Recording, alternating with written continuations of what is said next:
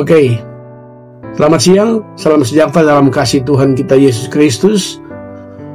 Saya Pendeta Sonce Sorongan. Saya akan menyampaikan motivasi dan inspirasi di dalam Infinity Ministry, dan untuk tema pada bulan Oktober ini yang diberikan adalah Matius pasal 5 ayatnya yang ke-13 yang berkata, "Kamu adalah garam dunia. Jika garam itu menjadi tawar, dengan apakah ia diasinkan? Tidak ada lagi gunanya selain dibuang dan diinjak orang."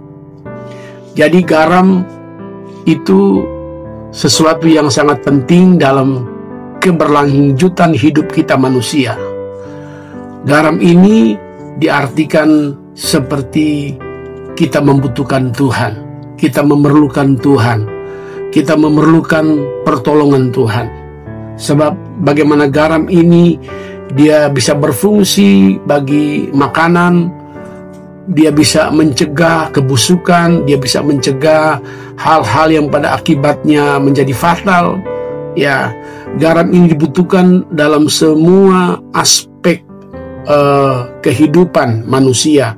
Garam dibutuhkan sebagai pengawet makanan, garam dibutuhkan sebagai pewarna dan penyedap makanan juga. Garam juga dibutuhkan sebagai kesehatan, garam dibutuhkan di dalam industri, garam juga dibutuhkan dalam pertanian. Nah, dalam kehidupan sehari-hari garam juga memiliki banyak manfaat, seperti menambah rasa kepada makanan, mengawetkan makanan, membantu mengatur tekanan darah, mengurangi kelelahan otot. Ya, itu adalah fungsi daripada garam. Nah, garam ini digambarkan seperti kasih Tuhan, seperti kita harus membutuhkan Tuhan. Bagaimana kita harus menjadi garam? Kalau Tuhan mengatakan kita adalah garam, pribadi kita sebagai orang percaya, kita adalah garam, maka berarti garam itu harus mempunyai faedah kepada orang lain. Kita berkewajiban untuk menyampaikan garam kasih Tuhan kepada siapa saja, kepada orang-orang yang kita temui di mana saja. Biarlah garam ini berfaedah, bermanfaat. Garam bisa menjadi penyedap bagi makanan-makanan yang kita makan, dan garam juga bisa menjadi sesuatu yang bermanfaat bagi orang-orang yang ada di sekitar kita, terutama bagi mereka yang belum menerima Tuhan sebagai Tuhan dan Juru Selamat. Maka garam ini bisa kita artikan sebagai kasih Tuhan yang kita harus sebarkan, yang harus kita sampaikan kepada semua orang yang ada di sekitar kita.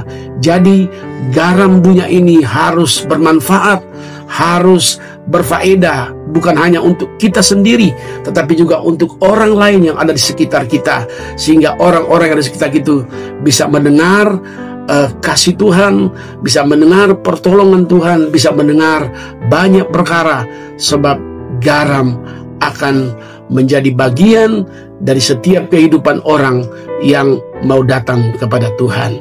Kiranya firman Tuhan lewat inspirasi motivasi yang saya sampaikan ini bisa menjadi sesuatu yang mendorong kita terus untuk kita menjadi garam, untuk kita bagaimana membawa orang datang kepada Tuhan melalui garam yang adalah juga diri kita sendiri yang harus membawa garam itu kepada dunia ini. Tuhan Yesus memberkati kita semua. Selamat siang. Haleluya. Amin.